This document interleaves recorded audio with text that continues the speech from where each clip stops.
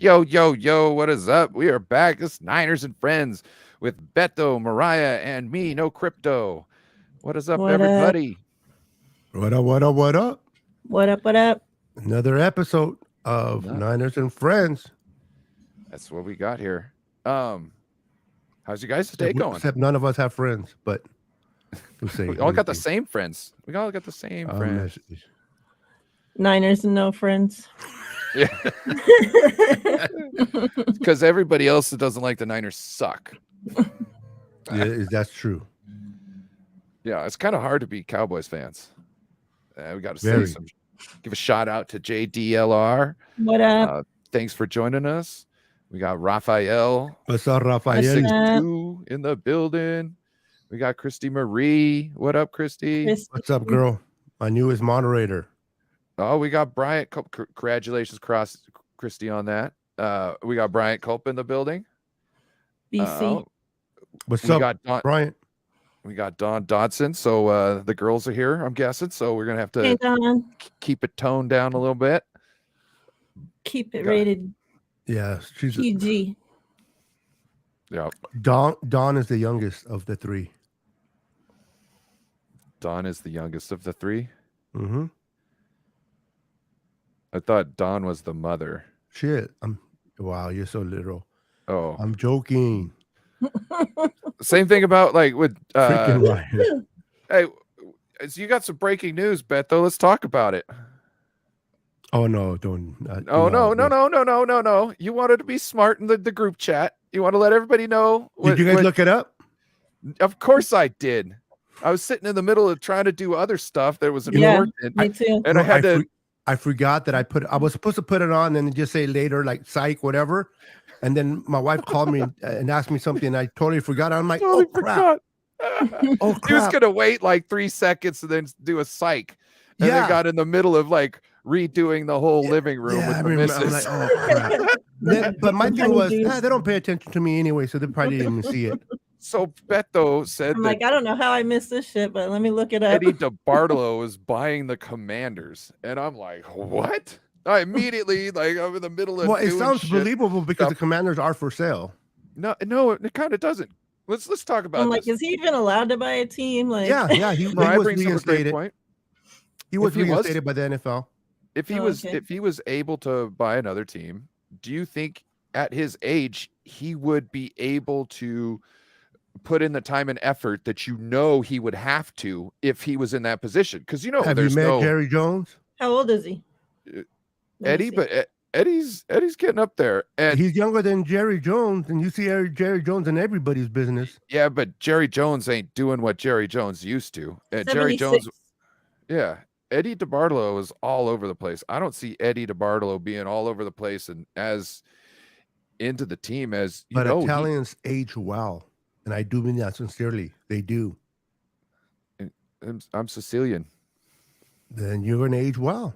I'm doing good. I'm 40.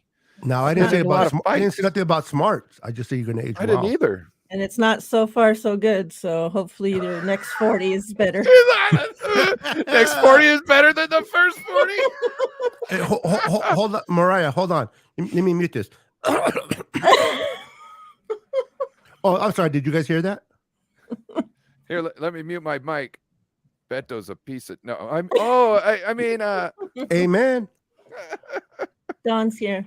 Finally, you get the truth out of you. I censored myself. I hit the button. He said it only works on it doesn't work on StreamYard or mine, but it only works here.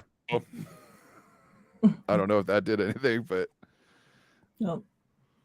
Anyway, guys in the chat, sorry, don't mind us.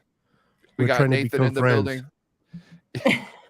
Yeah, and we got one of us is telling the other friends lies, so like I don't know how much I could trust you. See, that means you don't know me good as a friend yet. Yeah, see, well, I kind of did because like I half-heartedly immediately just like he's lying. Well, then like I meant it as a joke. I thought so too, but I didn't want to be like not prepared for the show. I never meant to leave it on there. Exactly, like the content creator in me is like, well, I'm really screwing the pooch right here if I just drop this ball. Yeah. You know what I'm saying? That's my fault. I meant to correct it right away. The irresponsible of me is leaving it there completely uncovered, and I'm like, and then right before coming home, I'm like, oh crap. It's like I seen one of the topics we're about to talk about, and I decided, since I saw that it had only been published like an hour before I saw it, because I was kind of going back through trying to see if there's any last breaking news, and I was like, oh, well, since I've seen this, maybe I should send the article. I don't know if they've seen it. You know what I'm saying? Because it's like I was just listening to somebody talk about it when you sent it, so it was like perfect timing. Yeah, because I don't want to be like, oh yeah, here's our topic. It came out in the last hour. What do you think about it? And you're like, I've been looking into other things, like, yeah. So yeah, if there's no link, then it's not true with Beto. No. Now we know. 99% of the stuff that comes out of my mouth is not true. So keep that in mind. David McNiner has entered the building. Hey, David. Along with Nathan Z. What up? Now I really feel bad. You should. You should. I should. Yeah, you're right. Okay. That's why we're late for the show, because wow. we were looking up Eddie. Oh, when it rains, it's not only raining and pouring outside my window, but in here too. Well, actually, we could tell the truth. We were late because Beto couldn't make it in time. He didn't feel that we were, that important to make sure he was here. Well, I was coming home on my tricycle on the sidewalk, and it was raining really hard outside. And you didn't have his I training couldn't wheels. pedal fast enough. So what? How did the rain impact your pedaling? You're fasting in the red. Bro, it could be summer day and it still impact my pedaling. Shit. Haven't you ever had your foot slide off the pedal and then the pedal comes up and hits you in the shin? So you got to be careful when it's raining. I'll be surprised that I got on a tricycle. After I get over that shock, I'll be like, off still. Yeah, that's what I would have said. Look, I got here real quick. It was getting off the tricycle. It was getting off the tricycle. It took forever. It gets stuck up my ass, and I take it inside with me. Just fold it up. Have you seen the no hands? The harnesses that people have where they can like they sit down in a chair's like attached to the back of their pants. Yeah. You if you're over 150, you're in trouble for those. Shit. Hey, Dawn's in the building. We got children present. Caca. So let's get to some happy news. Oren Burke's birthday today. Ryan's getting married. Okay, so it's Oren Burke's birthday today. Who? Yeah, Oren Burks. Happy birthday. Happy birthday there, special team guy. Don't mean nothing for the team. Hey, he's also depth. There's times where he might matter. He does mean something, because our special team sucked the year prior to him being on this team. Yep. And true. And if anybody goes down, he might be the starter this year. Guess who they're going to pick alongside Warner? I don't think so. I think he's just. I think he's straight special teams. If we have too many injuries. Is there anything about the linebackers while we're on this topic that you kind of wanted to bring up? The girls aren't here, Don said. Oh, okay. Hell, okay. Now I get to use all my bad words. So nothing on the linebackers. I thought that the news was kind of quiet on there. Let's go to the kind of a bigger pressing news. The 49ers pursued Ben Roethlisberger in 2022. The article that I read didn't really kind of go into the specifics on when the timing was. It seemed like it might have even been in the way I read the article. It seemed like it could even have been at the beginning of the season, not necessarily even at the end there when they were kind of in need. What are your thoughts about bringing him here, Miriah? Real quick, JDLR says shares the same birthday as Oren Burks, so happy birthday, JDLR. Happy birthday.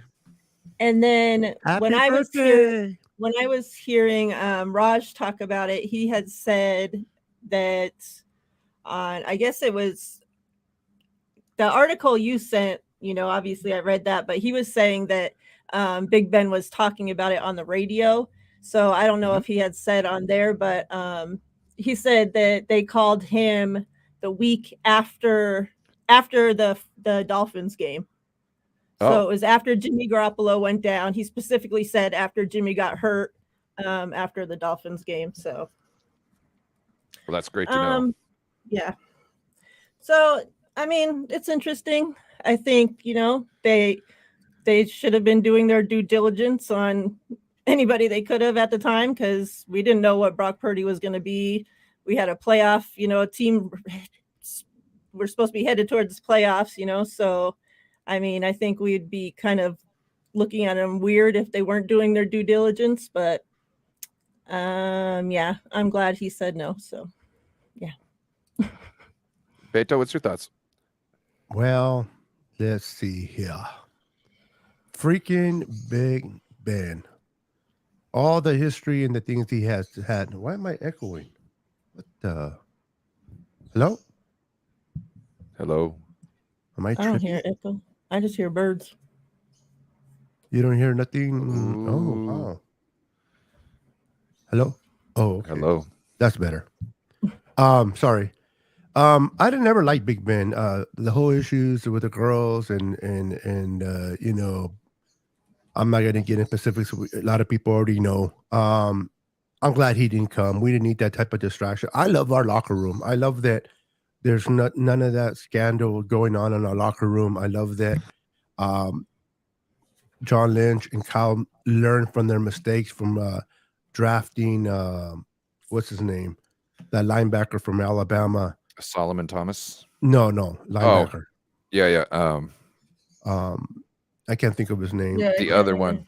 Yeah. Forrest. Anyway, not Forrest Gump. No, but it was Forrester. on my Forrester. Yeah. Something Forrester. You guys know who he is. Yeah.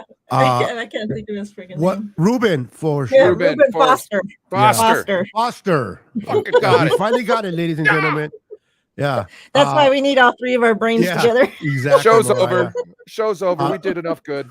Once they drafted Ruben Foster, not that we got it right, and he was a freaking nutcase off the field. I'm pretty sure John looked at Kyle and said, none of that, no more of that shit. That's going to stop. I don't care if they're talented or not. I don't care how good they can be. If they have character concerns, we're not going to deal with it. So, Big Ben, the fact that they pursue it, every team does their due diligence. They're going to look into things. It doesn't mean they're going to bring him in. People may say, well, Big Ben, if you know his history, why do you even look? Well, they're going to look into it. Like I said, due diligence, but I don't think they ever plan to bring him in with that circus. That's why the OBJ coming to the Niners ain't going to happen either. Stuff like that. You're looking at, Solomon Thomas he was bad on the field and he was let go because he couldn't produce on the field, but he was great talent. I mean, not great talent, but great character, just not good enough talent. And unfortunately, that'll get rid of yourself as well. But I'm glad he didn't bring Big Ben because did not want to deal with the circus. I think the last circus we had other than Ruben Foster was what, T.O.? Or no, he was doing that when he was in Philly. Never mind. That's right. He was in Philly when he was doing that. Remember, he was doing the weights and talking crap outside his house. Who was that? T.O. Terrell Owens. Oh, bro, that guy. Man, I don't know. Some people just want attention, bro. They need attention, and they have to bring it up on themselves. You know about lead singer's disease? Like, they all get 27 years old and they die and whatnot. I go out and do crazy stuff. What is it about wide receivers? Like, they got their own, like, a thing where they got to, they're prima donnas, bro. Yeah. It's the diva ones The diva, yeah. Yeah, bro. Like, I'm waiting for one to, start painting and cut off his ear or something. You know what I'm saying? Like, just, total, Van Gogh style. Like, this is amazing. Receivers should do that like Jerry Rice. Jerry Rice was all professional on the field. Now that he's retired, now he's a prima donna and acting all crazy. But hey, he's retired. He's doing it with the fans. That's okay. Yeah. But he never showed that on the field. Matter of fact, when I see Jerry Rice now acting all goofy, I never thought that was his character because the way he's always conducted himself on the field. And it's funny, you think you know someone and you really don't. But I'd rather have them do it off the field when they're retired than all the Sharpie and crap he did. Although I thought that was funny, but still. I do love the star though when he went in the middle of the star and Yeah, kind of pissed off the Cowboy fans and the players. Oh, I did that love was an that. iconic thing. Garrison Yeah, sure. Hurst had a hell of a game that day.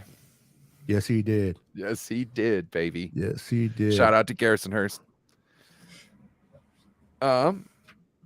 Yeah, okay. That's pretty much settles all of that. Yep.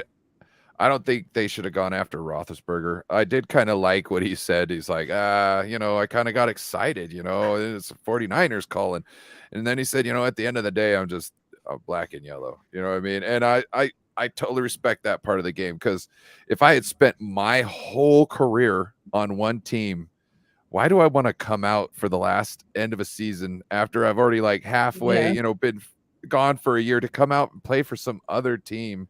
You know what I mean? It's not my guys. It's not my team, Especially he won a ring, there. So it's not like he is like, oh, I need to come out of retirement to chase a ring. He has one with his team, So yeah, I couldn't see somebody like that coming out of retirement either. It's a good point. Big Ben? Yeah. He has 2 rings. Yeah, that's what I'm saying. So he has rings, So rings, why?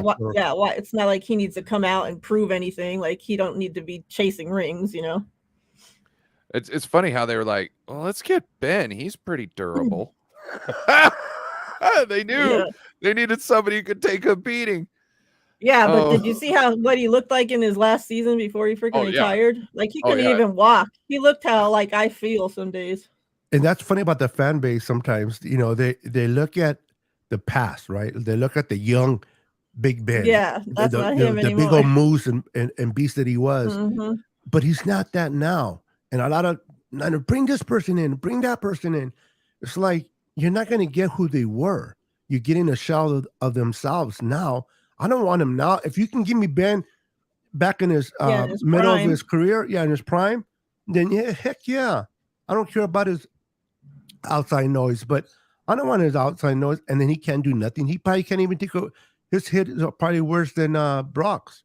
Brock can probably take a better hit now than Big Ben. He could barely even throw like 3-4 yards before, like that season before he retired. Like he was having a hell of a freaking time even getting the ball down the field. Yep. People need to notice that. Yeah. Who did we lose today to the Raiders? Jordan Willis signed with the Raiders.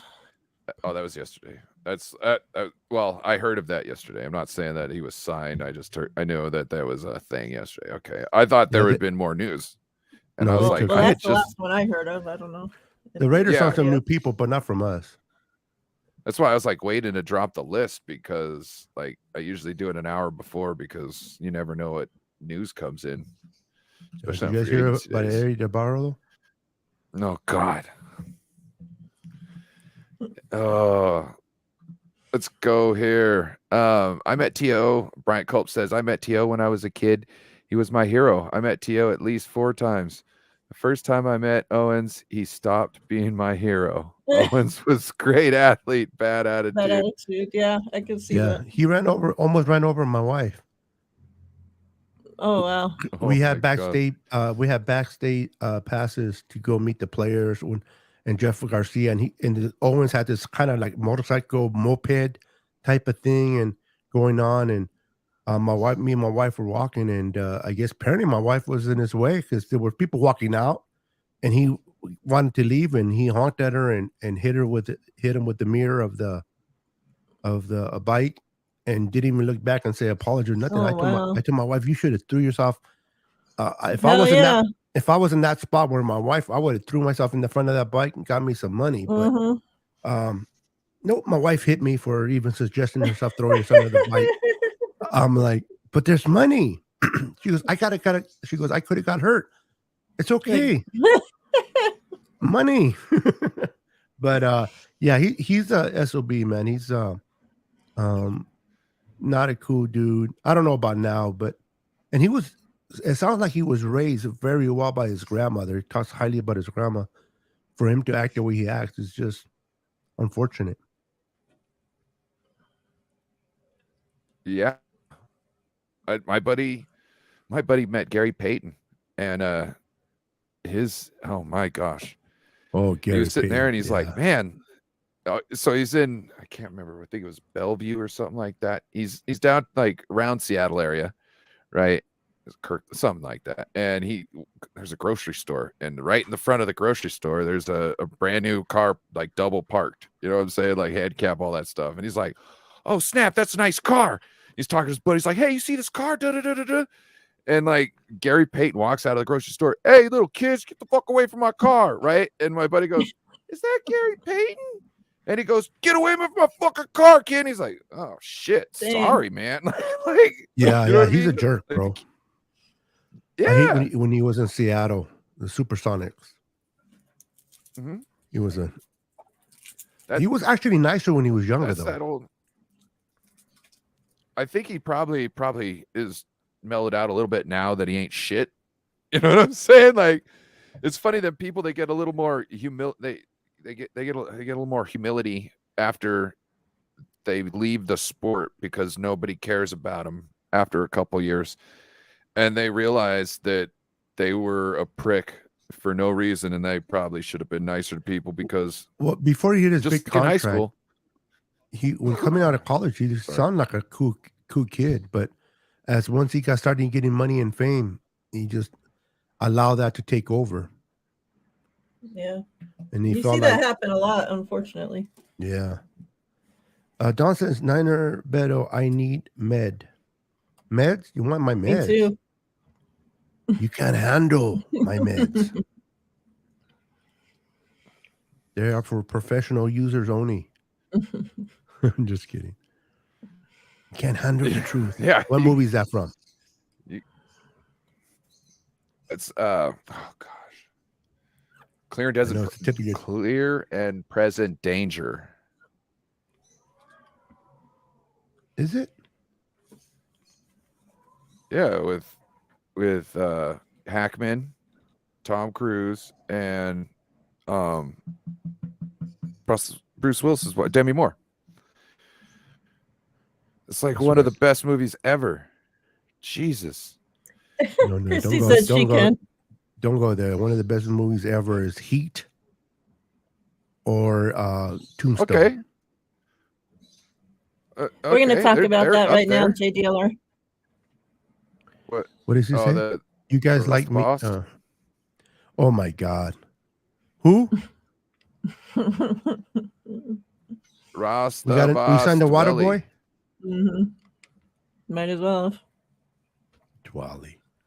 He's not even going to make camp. Well, no, that's not necessarily true. You've seen what goes down. You're right, obviously. But I'm hoping. Oh, well, so this is what I want to ask you guys. Do you like the re-signing of Ross Dwelly? And also, like, what's the point of re-signing Ross Dwelly? Like, I like the guy. I think he should get more touches, but he's not going to. Kyle's not going to give them to him. So why is he on the team? Like, it doesn't make sense to me. Please give me your thoughts. Miriah, I'll start with you. Hey, Jess. No, I don't like the signing. I mean, I won't say I don't like it, but I just am with you. I think it's pointless because he doesn't get enough touches. And we see him fill in, you know, when Juice is out, when Kittle's out. It's like Dwelly will step up and fill in. Great for those guys. Shanny will use him, you know, that week. And then it's like those guys come back and back to the bench he goes, and we don't hear from him for another freaking 8 weeks or the rest of the season, you know, whatever. So, yeah, it was a little head scratching. But I think it's just because we have like hardly no tight ends on the team right now. We need camp bodies. We need, you know, I still believe that they're obviously going to draft a tight end, maybe 1, 2, 3, who knows? But we're going to draft at least a tight end. And this is a really deep tight end class from what they're saying. So that's why I joke maybe 2-3, because it seems like tight end, for the last how many ever seasons, we haven't really been able to find, a solid number 2 guy. So yeah, the signings, whatever. We'll see if he ends up making the team when all's said and done, though. Quick question. So we've got Charlie Warner on the team along with Dwelly. Obviously, Kittle's staying. Anybody that they draft has a good, especially if they're drafted high, has a good probable chance of staying. Which one do you see Kyle send into the practice squad, Warner or Dwelly? Because he's probably going to ride 3 on the roster. You know what I mean? Which one do you see him sending down? Or which one do you see him keeping inactive, essentially?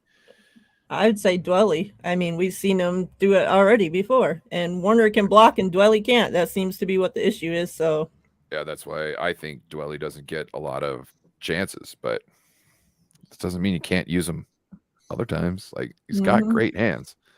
Yeah. Beto, what's your thoughts? You only use him if somebody gets hurt or if it's garbage time. There's something that he's not doing well in practice for always being in the doghouse of Kyle Shanahan. And I think one of them is his blocking skills. You gotta, if you're a great pass catcher, that's awesome, but you gotta block. You gotta, just like running backs, you can be a great downhill runner and get a lot of yards, but if you can't block, you're not going to be in many schemes with coaches. You got to learn how to block. And I think Dwelly, or whatever his name is, if he would learn how to block better and improve in that area, I think then he will be utilized and he can show off his catching skill set. But he doesn't give the opportunity because his blocking skills is not there. And we went through 4 quarterbacks last season. You better damn be able to block. And what is that? Now, we bring up his blocking skills. We already know that's his real issue and why he can't be on the field and why Kyle doesn't essentially let him play in all his reindeer games. But then at the same time, why have him on the field? But then at the same time, hey, Ross, buddy, are you trying to be like Jimmy, the plateau? Nothing on the top but a bucket and a mop and an illustrated book about birds. I just think that he why aren't you trying everything in the off season to be a better blocker? You know what I mean? You would almost think he would take a lot, anything he could of his money that he gets and try to put it to becoming a better blocker, because if he does that, he can get a better contract and bigger contract than what he's going to sit there and just be okay with. So that's the one thing else I don't get. Does anybody got any thoughts on that? He has the best blocking tight end in the league, hands down, sitting right next to him. If there's somebody for you to learn from, on how to block, on what to block, everything, I mean, you would think you would be able to do it right there. But that's like saying if you put a little nerd in high school next to a popular football jock, that he's going to be able to get laid as much as the football player. It's not going to happen. He's not going to have the same game. He's not going to have the same game. He could learn something how to block. But a guy who hasn't seemed to improve at all. Nope. But a guy having no chance whatsoever to get anywhere with the lady might have more of a chance after standing next to the football stud. Well, there's always charity work. For a while. Ryan, nobody said that was Ross. We're not putting down Ross at all. I don't know why you're going to fight for Ross. I thought you said Ryan, Bryant. Bryant. Okay. We know that's not who missed the block. We're not talking about that guy. That guy's not on the team. So that's not what we're talking about. But we do know that Ross is not necessarily good at blocking when he's been in there, and that's kind of why we haven't seen, because we've seen Ross in the game, and then we'll see Ross make a big mistake on a run play, and then we won't see Ross again for 4 to 5 weeks. You know what I mean? It'll be a third down and something play, and he'll just come up the ball. We'll be like, oh, hey, Ross is still on the team. So, don't get mad at us for telling you everything Shanahan's been telling you for the last freaking 4 years that Dwelly's been on the team. And that's why we don't understand why he brought him back, because it's you don't You punish the Like guy all the time. Yeah, he's done nothing to show us that he likes the guy on the team at all. Why don't you write him a good letter of recommendation? And like, well, see, this is also pretty telling too, because Mike McDaniel should know a lot about him, you would think. And they're talking about getting rid of what's his name? It starts with a G, Jeselnik, Gesicki, or whatever. Gesicki. Yeah, I couldn't remember if that was it, but they're trying to get rid of Gesicki there for a while. Well, why wouldn't they just make a shot at not Charlie Warner, but at Rostelli? Like you're talking about Diamond Hands Rostelli. There must be something there, but both Kyle and Mike McDaniel are just like, he's just not a full-time goer. What's up, Crazy? Juice is in the house, and we got Bebop Jones in the house What as up, well. Crazy? What's up, Jess? Bebop? I didn't get a chance to say hi to you earlier. Hey, Bebop. Hey, Crazy. Jess from Mrs. and Mrs. Jones. Speaking of Jess will be on this channel on Friday, and then I will be on their channel the following Wednesday at about this time. Oh, nice. Maybe a little earlier. Jess. Good luck. Just kidding. Make sure to send their messages on how to cope. Yeah. Get ready for him to be coughing in your ear. Coping. Yeah, you got StreamYard? I need to know that right now. Yeah, because if you don't, I need to know that. Yeah. Get ready for the worst. We'll be talking like this. Get ready for the worst. Yeah. Well, let's get to the next question. Cough it Miriah, away. Did you have Joe Feliciano's numbers still? 49ers picked up John Feliciano. He's previously the center with the New York Giants. Before that, he was a guard with the Buffalo Bills. Yeah, he played left guard and right guard for Buffalo, and then he played guard for Oakland as well. I thought you said the New York Vaginas. Well, that could be, misconstrued with that team, but I didn't. Oh no, you didn't. That was funny. Is that do they play out of Middlesex, New Jersey? They although he's a better guard than he is a center. I think so. It'll be interesting to see if they kick what's the name over to tackle. Need. What's up, Miriah? I think that he had to play center. Like that don't seem like he was playing center at all in his career until just last season. So it seems like that was just a need by the Giants. I think, and he did pretty good. Well, I think what it was he wanted a pay raise. You know what I mean? Like he wanted more responsibility. You want a pay raise. You move over one spot. You show you can handle it. Next thing you know, you're making more money than if you were just sitting in that same position, all because you can call out who the mic is. So it could have been something like that. And then he just wasn't as good at it as everybody else thought. And so, what up, Corey? Lockdown Davis. Mr. Corey Davis, the hitman. The hitman. Boo, do, do, do, do, do. That didn't sound like a hitman, bro. That sounded more like somebody getting killed by a hitman. That didn't sound like a hitman. It sounded like somebody getting killed by a hitman. Yeah. Okay. I don't know. That sounded like shit when I said it, so I just said it. Just let it go. That didn't sound right either. I'm like, shut up, Beto. Shut up. That didn't come out right. But once you say it, you can't take it back, so I just went with it. But no, you had to go and reset it again there, Ryan. Thank you. That's what we turn into. So from everything that I've heard, it looks like he's going to be a Brunskill replacement. However, he could be starting on some teams, so he could be competing for some spots. So we definitely will see how that works out in training camp. I'll be interested to see if he battles with some of the younger guys. Yep. Which brings us into our next question. Yep. Who is the starting tackle for the 49ers? Is he on the team already? If he is, who is it? Starting tackle? That is an interesting question, Ryan. I wonder who could it be? Because with the signing of John, okay, I just feel that Trent there's Williams. That's our starting tackle. yes. You didn't say which tackle, so I'm just, Well, it does. That It is does. true. Starting right tackle. Oh, It's okay. right here on the team on the banner. I'm But part of the show. I don't need to read the banner. Pizza Hut is delivering well. pizza to you in an hour. Pizza? I already got pizza. We good. Pizza. I'm full. I'm full off pizza. I can't eat anymore. The hookers will be there in 2 hours. Hookers? Oh no. Hey, Oh no. pizza and hooker. You ever had that? I mean, chicken wings. Well, Coke and if they're hose, gonna what? if they're gonna eat the pizza, but I don't want to deal with Coke and any of their hose. games. I don't want to deal with any of their games. I'm just saying.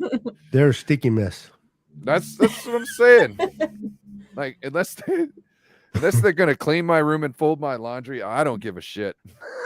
Because that's what I gotta do tonight. You know what I'm saying? Clean my room and fold my laundry. So unless they doing that, I was I don't watching give a a shit. I was watching a TikTok video the other day, and the Tic-tac. girl, TikTok. Sorry, and Does the it girl freshen goes. your breath? The girl tells her husband, I like what you tell me what to do in the bedroom on the bed. So she's waiting for him in the lingerie, and he gives her a list of groceries and laundry and tells her what to do. I thought it was hilarious. She's like, not that.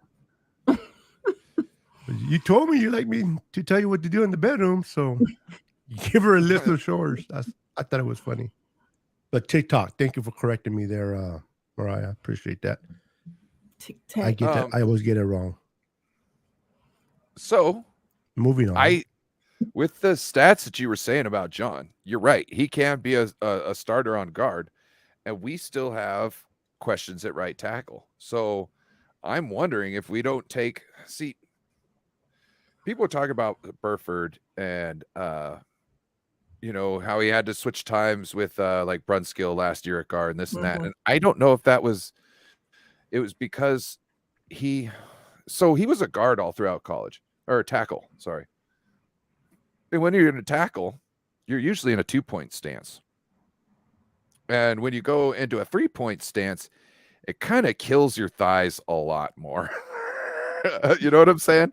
So I don't know if his issues last year was actually him going to a 3-point stance. So I'm wondering if they're trying to move him over to right tackle. And this Joe is going to plug and play in at guard, if not Zakel's. And then they got McKivitz signed him, so they know that just in case Burford can't handle right tackle so well, they've got Burford to plug that gap. That's just what I'm seeing, because to me, I don't go and sign this John guy who looks like he can start for just like backup. Why does he need to? You know what I mean? That's a starter. It makes no sense. And if he's not coming to be, and you just signed Brendel, okay, but what 4-year? Yeah, Brendel so we know he's not coming to be the center. Right. So to me, that's a 1-year prove it deal for a veteran guard, and he's coming to. This is the other thing. You remember when Tom Compton came? They had it in his clause. Look, you're $1 million or 600,000 or something like that. But if you start, you're this much money. He got more than Tom Compton did with if you start. You know what I mean?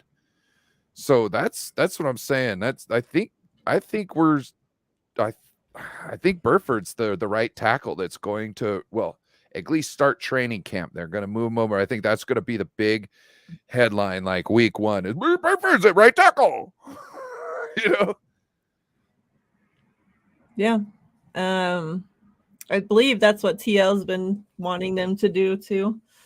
So, I mean, I wouldn't be mad at it. I don't know like enough about the arm length. You know, I think he says his arms are better length for playing right tackle. I don't know enough about that shit to know any of that. So like, really, arm length is handy. Okay. Is it crucial? No.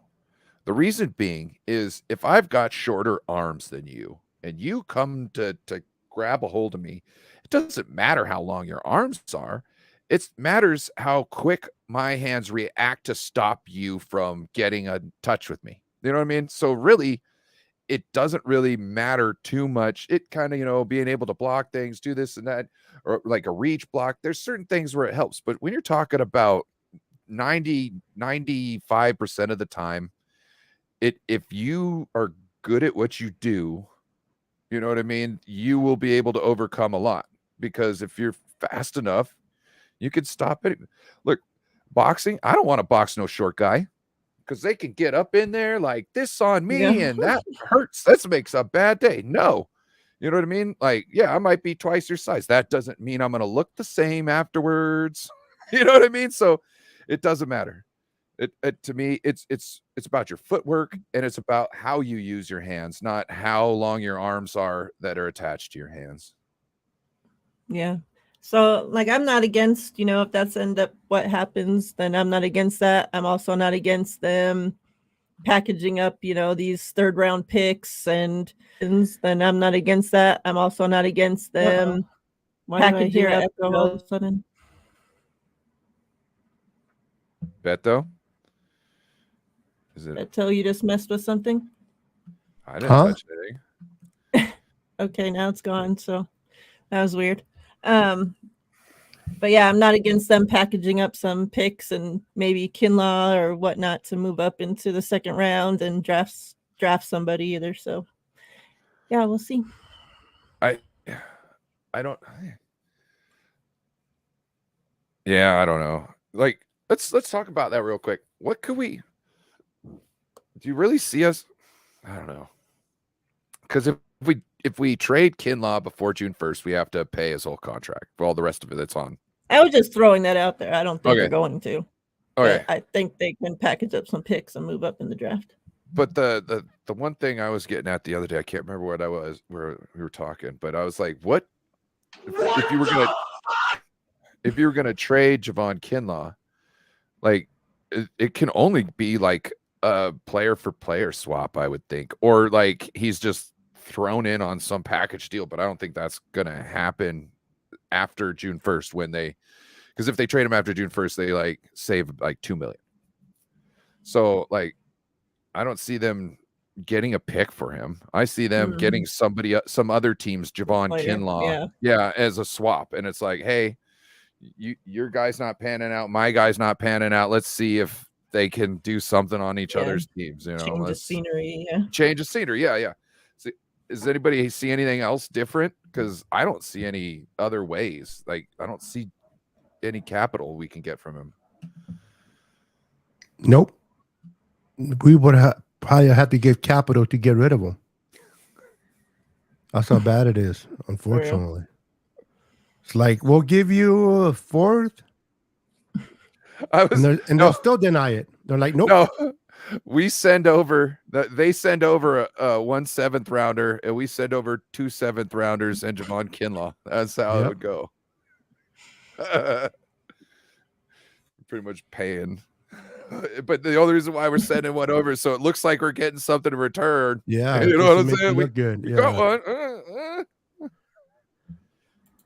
But yeah, Javon, he'll play out his last year here in San Francisco. Hopefully, being the backup to Hargrave and just making a couple, come on throughout the season, and bringing him on as a relief, keeping him fresh may be usable for him for this year, and then we'll move on. But ain't nobody going to trade or give value for him, knowing his inability to stay on the field. Nobody's denying his capability. If he was healthy, I think he would be a great player. But one of the things you need to do in order to perform is get on the field. And if you're not on the field, you're useless to yourself and to your team. So I think they'll keep him on the team. They'll rotate him in, maybe like on first downs when it's the run, and then in the 3rd round they'll take him out, and you know what I mean. So he might be a first down guy. Maybe we'll see. He might just be a depth, or if they decide on certain packages to kick Eric Armstead on the outside, and then put Hargrave and Kinlaw in the middle with Bosa, I can see that happening on a 3rd down series. Agree. I like Javon. I like Javon. Javon. Javon, that's correct. Yeah, that's Javon. That's And it's kind of hard because we're used to the other name is same spelling. It's gonna be real easy. It's gonna be real easy once you're off the team. Oh yeah, I know. Just saying, and it's nothing against him either. Like I feel more You're that like, it's may the the real 49ers Javon fault. stand up. Yeah. Well, I think it's the Niners' fault. They really did him dirty by trying to replace fucking DeForest Buckner with him. Like I really don't think you should take a certain, unless it's like a quarterback, you shouldn't be taking like the first round pick for some person, then turn around and try and get the same position out of it. It's not going to work. Use that to try and get a different position, whatever is good in that area. So that pick makes you look like a genius and not an idiot stretching for what you were hoping to get. You know what I mean? I mean, I understand why they did it. The fact that if they would have took another position, they would have heard it from the fan base. The Niner fan base are the most craziest fans there is. It's like, what's the name of that schizophrenic or bipolar fan base? Because it's like, damn if you do, damn if you don't. If Javon would have worked out, listen, just keep it real. If Javon would have worked out, and let's say he would have never been hurt and he's killing it out there, none of the discussion would have been made today. We wouldn't be talking about Javon What Hargrave. was the biggest red flags we had about him the day he signed? His the knees. same reason. It's the same reason we got a problem now. So what I'm saying is, like, yes, there is damned if you do, damned if you don't. But if that's the case, then make sure you always bank on the best decision. So it's not going for a Javon Kinlaw. It's finding a healthy guy who is the best in the draft at that position, in that spot in the draft, because that is a winning decision. No matter what, you've got a winner there, and you can, you didn't like that I picked that. Okay, well, in 2 years, when this safety now has 20 interceptions, 3 years in the league, you're gonna love me for this because I decided to go with this. Oh yeah, and look, Jimmy Ward. Like, imagine if they got a safety right then and there. Look at where we're at right now. We could have done. But you gotta love your front differently. office for taking chances. Though it didn't work out. But sometimes you got to take a flyer. You can't always be on the safe side.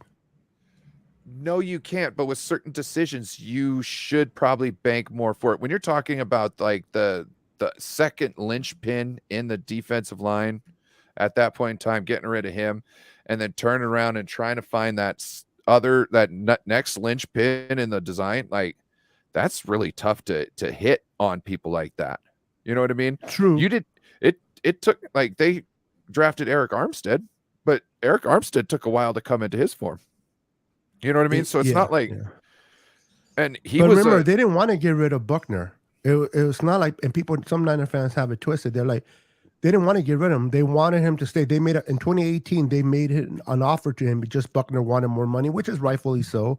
And they felt that they needed that void to be filled by that same position because they did not want to get rid of Buckner. Just financially, they couldn't keep him. Well, I don't know if that's the truth either, 100% of the way, because they then why didn't they keep him if that's not the truth? Well, because I think they wanted Eric Armstead over DeForest Buckner. That's not true. Oh, no. I think it's true. And the reason being is because Eric Armstead is more of a run stuffer. And in the wide nine, the biggest drawback to the wide nine is that it gives up rush yards. And when you're the 49ers and you try to be the most, you can't rush on his team, and your defensive line scheme is the worst, you need personnel like Eric Armstead in there to create that so you can unleash your defensive end on the passing downs.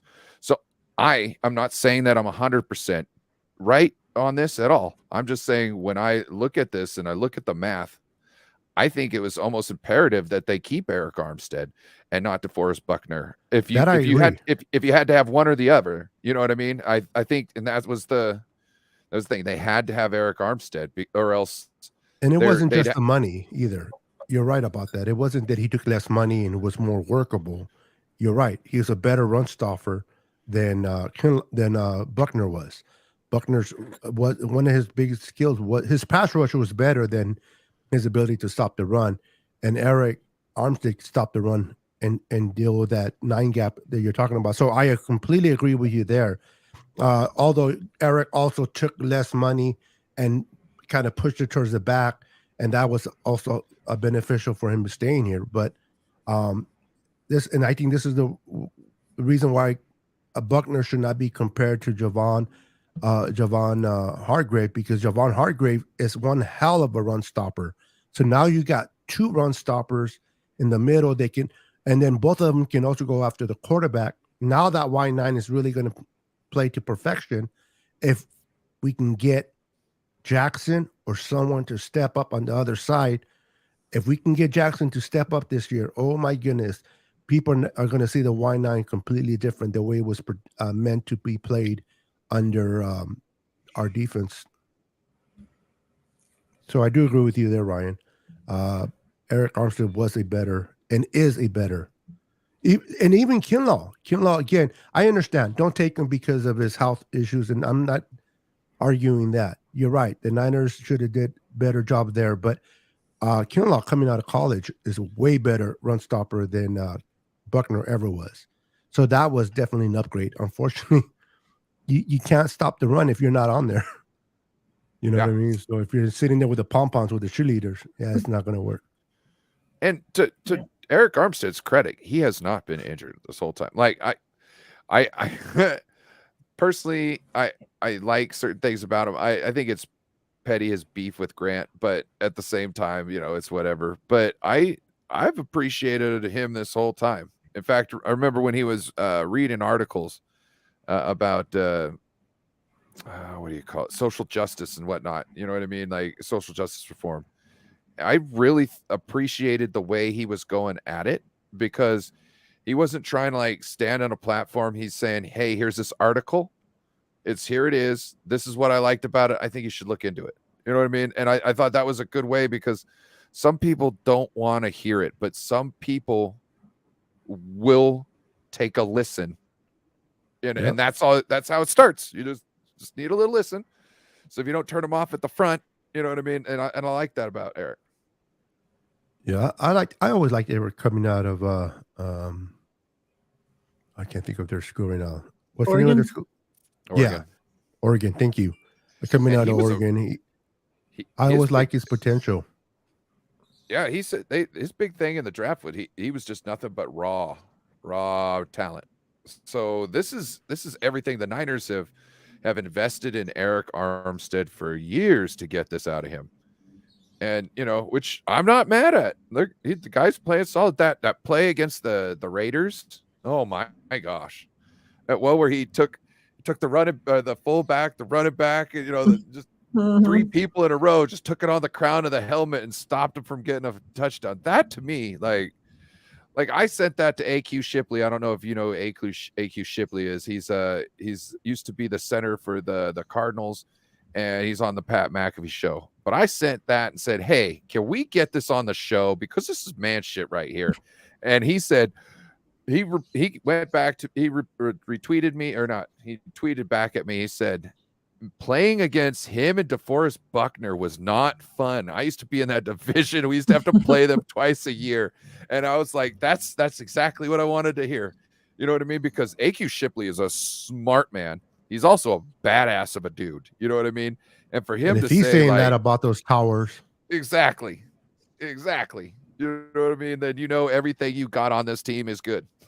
Yeah, man. Eric Armstead, he goes under the radar a lot because a lot of people like to go with the sacks, right? The sacks. How many? He don't have that many sacks, but they don't see how much pressure he caught or how much chaos he causes, how much he pushes I mean, that guy, you can see him push the freaking offensive lineman backwards, and that he disrupts the play. Now you're going to have Hargrave next to him.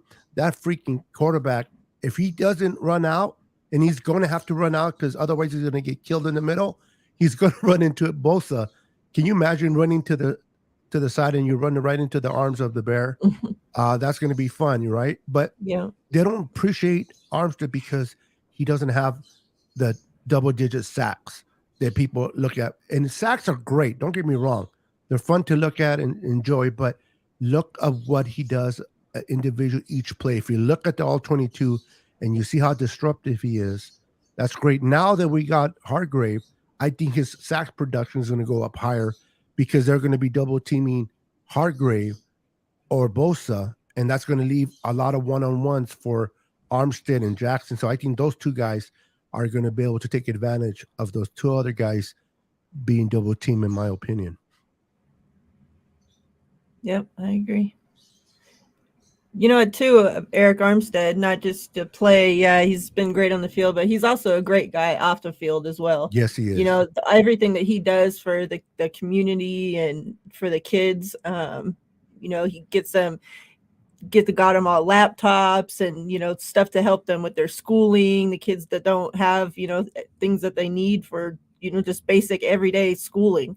But yeah, he does tons, like so much stuff for the community. So, you know, not just his play, but also he's a hell of a guy off the field as well. Yeah, the fact that he runs every year up for the Man of the Year award tells you enough how much he gives back to the community, especially the Sacramento community where he's from. He's very generous in what he does, and you love that type of atmosphere. Those are the kind of players because kids, whether football players or any athlete cares to admit or not, kids look up to you, and they look up. So if they see you acting like an idiot, they want to imitate that, you know. But if they see you giving and giving back to the community, now you got these kids saying, not only do I want to play football and score touchdowns, but I also want to give back to the community because they learned that by example. And that's one thing I love about Eric Armstead. And it's not just about me. It's about a team. Yep. Well, I do think he wants to win that Walter Payton Award for himself. But like, what an award to want to go after. Like, let me do all this selfless stuff, not knowing if I'll get that award. You know what I'm saying? Like, that's a good award to go after as long as you can. You know what I'm saying? Like, I don't even think he does it to win it. If he wins it, that'll be a great accomplishment to have. But I think he does it just because of the kind of person he is. Just like Prescott. I hate the Cowboys, but what he does for his community, it's unspeakable. That's why he won it. And you can't deny why Prescott won it. You can hate the Cowboys all you want, but you can't unlook at what he does for his community. That's why it's like every year he's the 49ers guy for that thing. As far as I know, the 49ers represent somebody for that. Yep. Yeah, so each team picks a person every year. Exactly. He's been it the last 3 years, but he's been giving back to the community since he was drafted. I'm not saying he hasn't. I'm just saying that I feel that if he didn't get it next year, or if he wasn't the representation of the 49ers next year, I'm sure there'd be a little testiness in the offices around there. He'd be like, you know what I'm saying? I'm not saying that, anything bad about the guy. I'm just saying I'm pretty sure he wants that Walter Payton Award just as much as he wants a Super Bowl. You know what I mean? Like those are like his goals that he has set for himself. You know what I mean? And yes, it's about being selfless, but also it's about him. You know what I mean? He is trying to accomplish something like that. It's not like it's some award where someone gets surprised with it one night. You know what I mean? Like, hey, we've been acting like nobody's been watching you. Here you go. You're just a great person. Nah, there's a tally sheet. You can see what you're doing. Well, everybody looks at, when they ask, do you look for this? Do you look for that? Do you want to get this achievement? Do you want to get this stats? Players will say, yeah, they all want to get accolades, personal accolades, but what drives them is more the need of his community than it is to win that award. I guarantee if you ask Eric Armstead, we can guarantee you'll never win the award, but you will help a lot of people. He would choose the people over the award. But I understand what you're saying, Ryan. I'm not disputing that. You're right. You have to have a goal and everything. It's like we don't do podcasting to get a lot of viewers. We do it because we love it. But if I told you if you don't do it for viewers at all, you would be lying through your butt, because we do it for viewers. We want subscribers. Yeah, so there's no lie, but we do it because we love it, but we also want subscribers. So we have an end game as well. So I can agree with you with Armstead. He wants that award. Yeah. We want as we want a community to be able to bounce stuff off of and talk to and give information to. And that's why we're here. Like, actually, if anybody's here for money, they're in trouble, because there's a good chance you're probably not going to see any. So you're in for a rude awakening. I mean, if you can get it, hey, more blessed to you, man. More power to you. But you can't stress yourself out there. It's like, if we have 10, like right now we have 13 people, and when you say, well, that's not a lot, but those are 13 people that are loyal to your channel and here supporting us, man. You got to look at that value. Who cares about the rest? They'll come. I always go to that movie, Field of Dreams. If you build it, they will come. If you just continue to put the effort, if you can see not 13 people, but you see 213, even though they're not 213, you'll be more at ease than if you're looking at 13 like, that's it. You don't want to stress yourself out. It's just, the whole point of this is for your enjoyment, right? To get out. Imagine, I do this because I want to get out of the real life, my real pain, my pain. I just want to kind of distract my mind from that. Now, if I'm bringing all that crap into this, then what am I doing this for? I'm doing this so I can get away from that, not bring it with me. Yep. That's me. You know what I mean? But I'm pretty sure you guys agree on that. Yep. Shout out to all 13 viewing right now. We appreciate you. Yep. You're the only ones we need. I like that attitude, Ryan. Yes, we do. That's when people always tell me, I'm sorry that I'm late for your show. I go, you're not late. You're just on time. Yeah. You're part of the community. This is your show. You know what I'm saying? Like, you can go back and watch the parts you missed. That's what I like too. Like, I'll do that sometimes. If it's a really good show and I come in, I'll just finish watching it and then I'll go back and watch the rest of it, because I don't like starting it over, because I want the chat to go with the live, TV. I'll go back and figure out the rest of the stuff. But that's what I do too. We got 2 more questions. Let's try and McNiner, what's up, brother? Welcome to the channel. He says 13 is the lucky number. Works for me. Yeah. Steve Wilson is DBs. How many will we draft? So it seems like we're picking up a lot of free agent DBs, whether they're very versatile guys for the most part. It seems like everybody could do more than one job. But we've picked up a lot, and I expected us to draft more. Some people have been hinting at us not needing to draft very many players whatsoever, and actually, maybe only needing to draft like 5 or 6 players. So they're talking about using the other picks to move up to try and get better players. What is your thoughts? How many defensive backs will we need? I thought we were going to need at least 2 cornerbacks and a safety, and now I'm thinking we just need a safety. Beto, what's your thoughts? What is the draft looking like for the 49ers secondary? Steve Wilkes is, as we know, great defensive coordinate mind coach, but his specialty is in the secondary. That's what he has eyes for, and that's what he looks at. And that's why I love him but teaming up with Chris Cassere. And I think one on each side of the defense. Now they will bring a lot of D-backs because, and you're right. I don't know if they'll draft all 11 players because they don't have 11 spots. But if there's somebody they like, an offensive tackle or a safety or a receiver, whatever the position is that they're really looking at, tight end, they can package some of those draft picks and move up and get if that player is in play on the board. But if not, they will not be afraid to use it on secondary, because the more bodies you have, the better camp you have, and the better camp you have to choose from. You know what I mean? And that's what you want. But if there is a specific tight end, like you said, Ryan, or a specific position that they covet and they want to go after, they'll package. And that's the only way that I can see Kinlaw being traded, is putting him within a package where just to move up. I'm not saying the other team will accept it, but depending on who the team is, you know what I mean? Here's our trash. Can we? I did a PFF simulation thinking like draft. we would move down with him, lumping him in Really? the thing. They come in and be like, "Nah, you get a third now." But we wanted a second. Nah, keep talking. Check this out. This is just a coincidence, okay? I know it was, but I went on to PFF simulation draft, and I made the attempt to trade away Trey Lance. You know what the app did? It closed down. I know it was a fluke, but I thought it was funny. I thought it was a sign like, oh shit. I seen an I thought it was article. funny.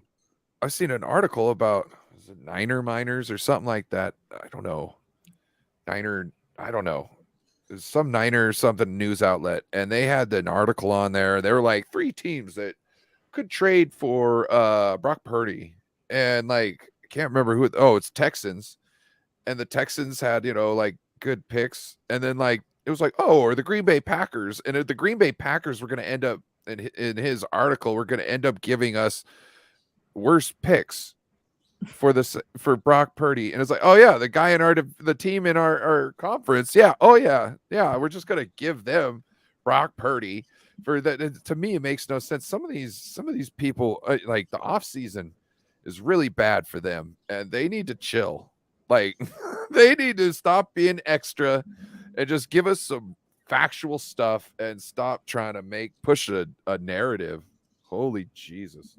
Yeah, they do that for ticks and clicks or whatever you want to. They do that for stuff like that. But you're right. They need to stop being ludicrous with these agendas they're trying to push. I mean, at least have some substance, right, in what you say and what you do.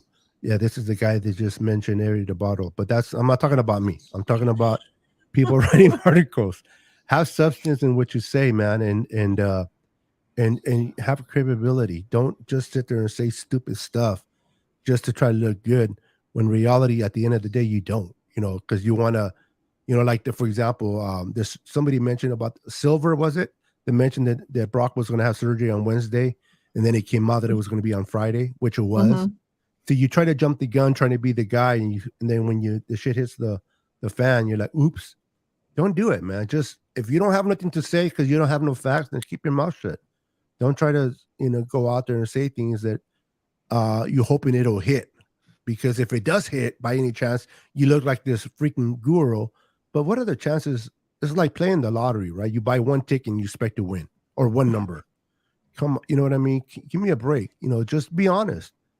Be honest with yourself. And people respect you for that more than sitting there. Because people like that, they get a lot of followers, but I also notice that they lose a lot of followers. Because after a while, it's like they get tired of that shit, right? At least somebody tells the truth and keeps it 100% real. People will follow that because they're like, you know what? I may not want to hear what they're saying, but I understand why they're saying it. And then after a while, when I get my emotions out of it, I can respect what they're saying because they make sense. And that what makes a great content creator, in my opinion. Yep. See you later, Don. Tell the girls I said hello. Jayla and Ariel. Appreciate having you. Oh, is Brian leaving? No, Don's leaving. Oh, okay. She put it up there. He just clicked on that. Just calm down, Beto. That's always somebody said that? Yeah. Besides you. Somebody else said that. Everybody in the chat room's telling you to calm down. Oh, we had Laura Lee. Lauren Lee. Haven't seen you in here before. Hey. Let's say what's up. First time, hey. To the show. How many? Oh, wrong one. Sorry. Too many. I meant to hit this one. Oh, never mind. Give up. The applause is what I was trying to hit. Oh, hell no.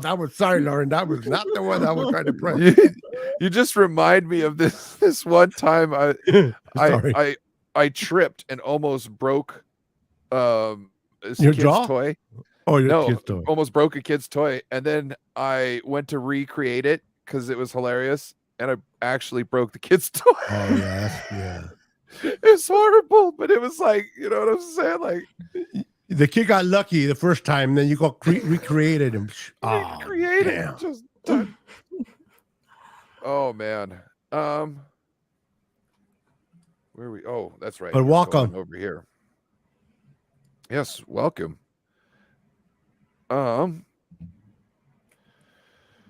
So the 49ers not picking up an average defensive end in free agency, does that mean that they're going to use one of their top picks in the draft or move up to pick a defensive end? Or because They're not done yet. well, I are they? It seems to be like they don't have much left in the tank. Depends on what they want to do in the draft. If they're only bringing 4 or 5 rookies, they can go and get somebody right now as we speak. You know what I mean? So, but I don't know. So this is the question. Go ahead, Miriah. I've been talking a lot tonight. Well, I agree. They're not done yet. Okay.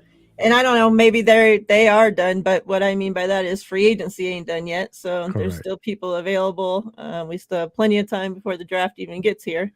So we'll see what moves they make. And I do believe they'll draft somebody regardless if they move up to get them. I don't know, but I do think they draft people. Especially we lost a lot of the guys on the back Yes. end of our depth chart. So, we need to restock. We need that. Reload. I have a feeling Yannick Ngakoue might still be a possibility. As long as he's a free agent and hasn't signed, there's always that chance, bro. Yeah.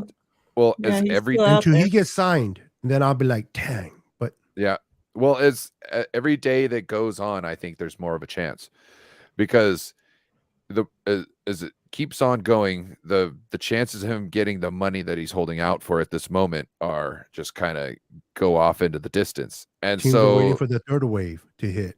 right. Yes, So it's like at this point, then you're going to be sitting around and everybody's going to be giving you the same quote or roughly around the same area. And it's going to be like, well, what do you want to do? You want to like, Javon said like it was a no-brainer to come to a winning, team. So that could be, what's in it for us. If we can get our max can get somewhere down around the league average, what the league is, trying to send them, and we kind of go, hey, I know it's like 4 million less, but with you, Bosa, Hargrave, Eric Armstead, bro, that's and he's like, yeah, you're right. You know what I mean? So I think that is exactly right, Ryan. They probably already made an offer sheet to him, and they pitched that to him. Here you have an opportunity. We've been to NFC Championship 3 times out of the last 6 years, and back to back just recently. And you coming on with Bosa, Hargrave, Armstead, in this defense, we have a chance to go all the way. And they probably say, this is what we're going to pay you. Now, he's doing his due diligence. He's still waiting for another team to give him more. But if nobody else, that's what I'm saying. The more he sits there, the more he's going to have to sit there and go, okay, well, shit. Then you know what? I'm going to take the Niners offer because even though everybody's offering me the same, they give me the better chance. Now, if somebody throws him the bag, then he'll take the bag, right? Oh, but yeah. that's why the more he sits there, the more I feel that he can come to the Niners because the Niners are the best team for him to go to if it ain't the money. It's the ring. Go ahead, Mark. Go ahead, Mark. I know you wanted to say something. No, I don't have nothing to say. Oh, okay. Yeah, so, okay. I just keep on talking. But so I think you're right. I agree with you 100% there. I think he knows in the back of his head, okay, this is the best chances of winning the ring. But yet I want to see if I can get a chance to get my money. And if I can't, then all right, Niners, I'll tell you what, by next week, if nobody picks me up, we'll talk again. And the Niners are sitting, and then we're thinking they're done. And they're like, we're just waiting for him to answer. But we're not. One thing I love about John Lynch, he doesn't cave in. He's not going to get and throw you the money. Now, he did it for Hargrave, and it's very unusual that he does that. But that's a special case for Hargrave. He did it for Trent Williams also. Yeah, and he did it. Yes, and because that's an area that we really was lacking in, and they filled it in, which is awesome. But yeah, he might just be sitting there waiting, and the more he sits there, the better. But there are some other ones that can come on a 1-year deal. They can cost even less on the third way, which is your Justin Houston, whatever his name is. There's also another. What's the name of the other one? Yeah, Justin Houston. Leonard Floyd. Yep, I would really That's like another one Houston. Houston, yeah, he's 34, but if you just bring him on third downs, just on third downs, and just let him pin his ears back. Remember Ricky Jackson in the '94 Super Bowl team that we brought him in from New Orleans? He was just on incentives. If we made the Super Bowl, which that man got paid because everything that the Niners offered, he accomplished. But he was old already. He wasn't very successful in New Orleans no more. But as he just came on third downs and just pinned his ear out, man, he had a great year. And I can see Houston doing the same here, putting in the kid that we brought from the Raiders. We kind of need. We already got like Drake Jackson for that.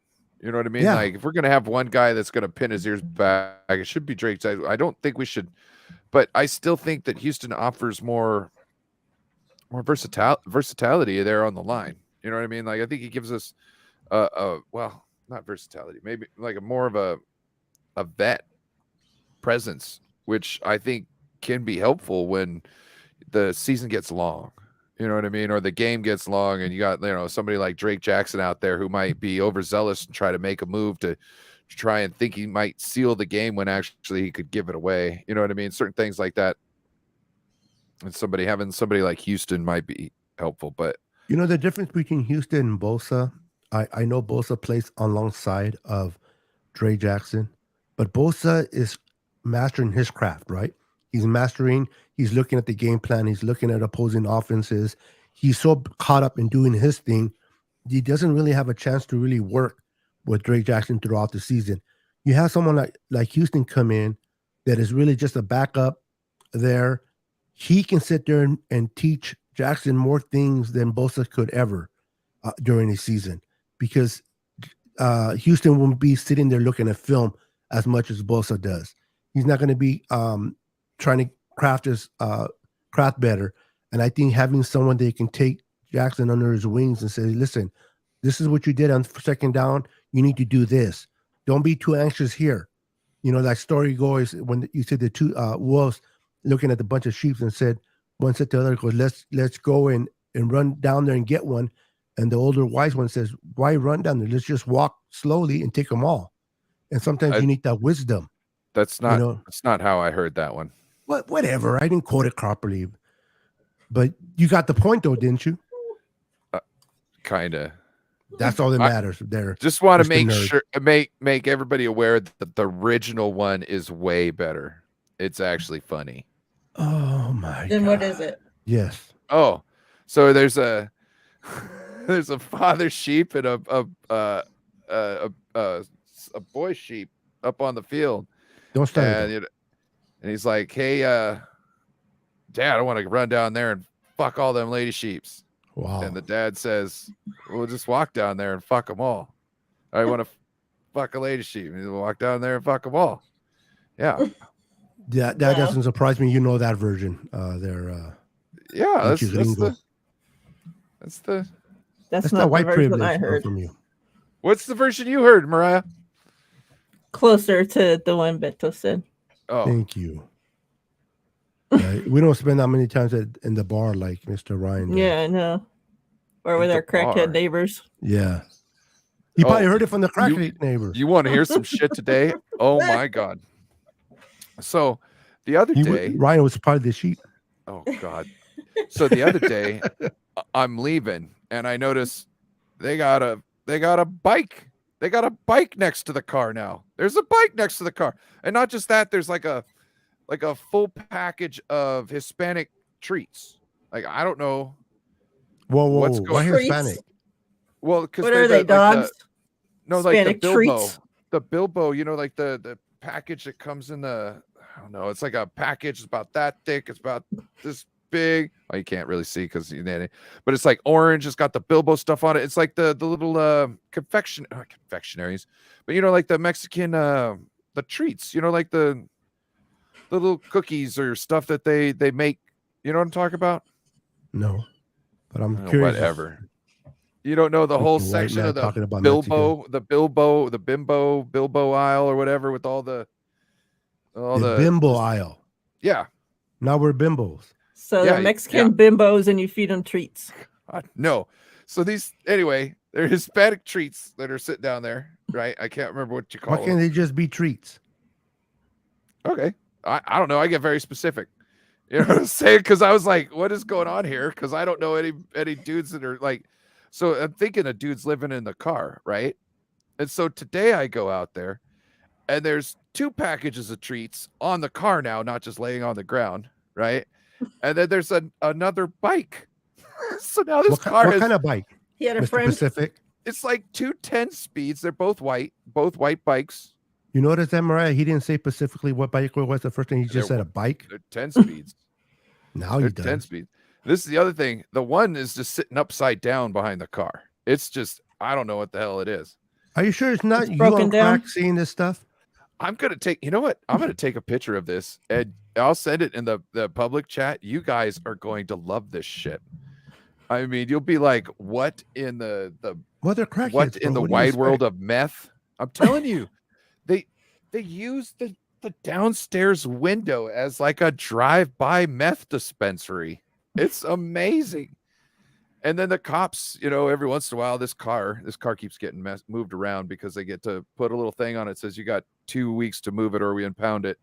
So then they go and move it. And then somebody gets sick of it being there and they put another little thing on there and then you go over and move it again.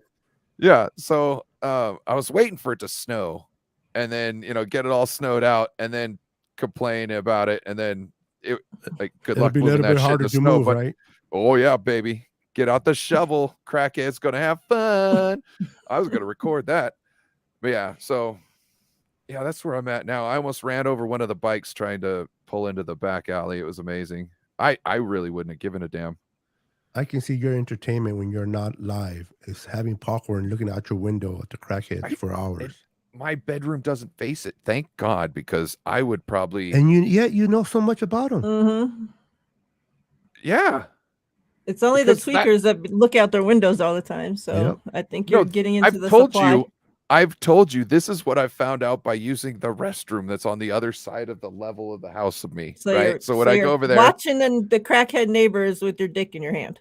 Yeah. No, I can hear them with my dick in my hand. Like I'm sitting there pissing and I hear people complaining over fucking getting meth at the window below the thing. And the window's closed. You know what I'm saying? It's like 3 o'clock in the morning. You know, there's the bathroom light's not on. It's a little night light. You know what I'm saying? Like there's nothing going on. I'm just trying to go back to bed. And I'm wondering, like your love life, nothing going on. Yeah, and I'm wondering why 2 people are arguing about meth. Like, look, if you didn't do meth, you wouldn't be in this situation right now. You know what I'm saying? You wouldn't have this situation. But real quick, bring up what Corey Davis, not to interrupt what you said, but let's keep him in our prayers tomorrow. He says he's having minor surgery tomorrow. We will keep you in our thoughts, sir. Even though it's minor, but surgery, man. Yeah. Surgery. Don't you remember we lost what was that lady? Oh, hilarious lady who we lost because she went to go get plastic surgery. What was her name? I remember. Yeah, and it's supposed to be a normal routine, but once you go under, there's never normal. Yeah. What? Yeah. Even if you go home the same day, but if you go under, they put you under. There's always that chance. Only lost 2 viewers. Only lost 2 viewers.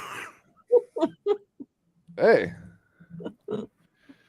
the meth is strong. I'm telling you. Yeah, everybody can tell. You can hear Brian call the cops on the neighbors, and the cops come and arrest Ryan. Oh, I'm sorry, we mistaked you. Crackheads next door.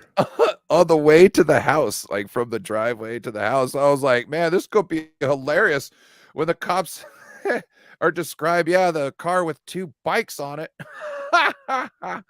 Yeah, it's just, it's hilarious. It's collecting bikes and treats. And people don't know, but let's be honest, people, if you haven't really seen a meth head in action, you might be like, what's so funny? Or it is funny. It's really, really funny when you see these, because the way they think is out of the box, 100%. Oh, because the things you normally wouldn't think of, it comes to their head, and they act, you know how a lot of us sometimes we're glad that we don't act out every thought that comes in our head. They do, right? It's like they think they're one step ahead of you, but like Yep. you When see they're them 5 coming steps 5 behind. steps. Yeah, you see Yep. them 5 steps ahead. You're like, oh, what are you doing? They're like, I think he almost saw me, and you're like, no, I clearly saw you, and they're like, I think they might know something. No, we Yep. clearly know something. It's some people are fun. Yeah, what's up with Corey's? Corey didn't say anything. What's going on? with the No, well, surgery? he wants to keep it private.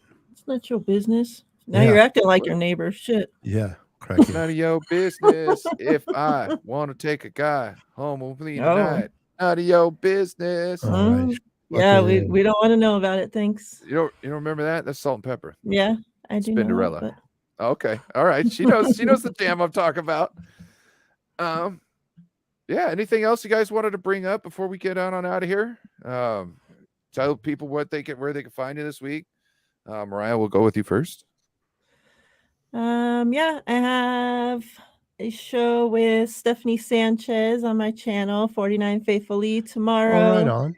at 2 Pacific time. And then I'll have my show with TL on Thursday, I believe at 3:30, somewhere around there. But yeah. And then the show with the fellas Thursday night. You know, we're around, we're all over the place. So you'll find me somewhere. I appreciate you guys as always. Chat. You guys are the best. Appreciate you guys being here. And remember, guys, next week, for this wonderful show that we're doing, we're going to be on Miriah's channel. So make sure that you tune into her channel. Link is in the description. Yes, next Tuesday at 6 p.m. so that you don't miss out on another episode of those neighbors of Ryan's that we enjoyed hearing about.